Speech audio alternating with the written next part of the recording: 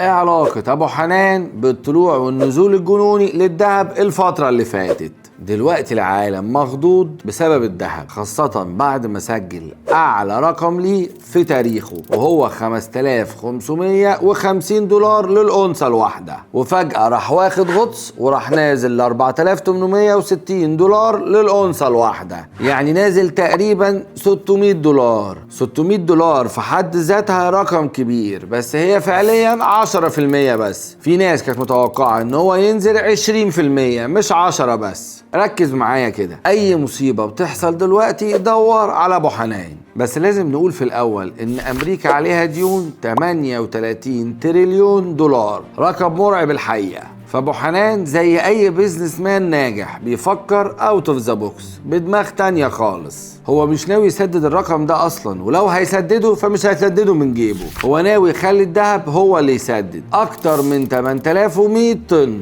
طب والخطة ايه؟ ركز معايا طويل العمر.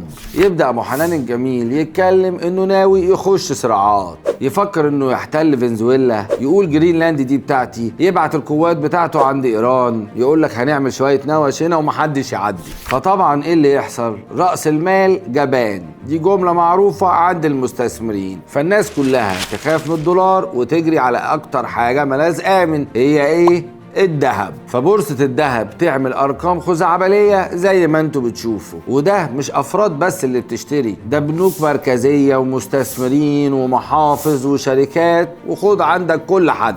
الطوابير عن الذهب في كل حتة في العالم، ومش الذهب بس، ده الذهب والفضة، والناس دلوقتي بقت بتفكر كمان في النحاس. وسبب تاني برضو، كلكم عارفين الخناقة اللي دايرة ما بين ابو حنان والفيدرالي، هو عايز ينزل الفايدة بأي طريقة، وجيرين باول اللي موجود دلوقتي مش راضي، ورافعين على بعض قواضي، والعركة دايرة مفيش بعد كده. وطالما السيرة دي كلها والعركة دي دايرة، يبقى الدولار والذهب اكيد هيتأثروا.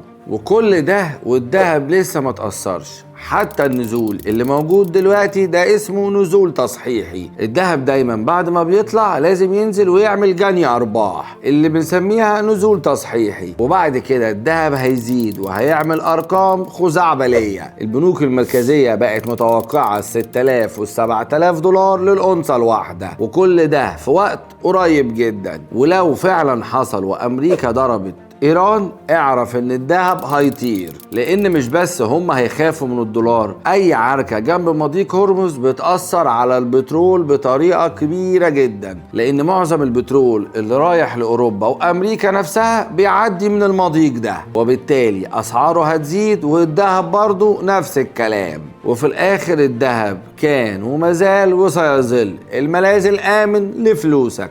كان معاكم دكتور ياسر الطويل، وده الجواهرجي. سلام.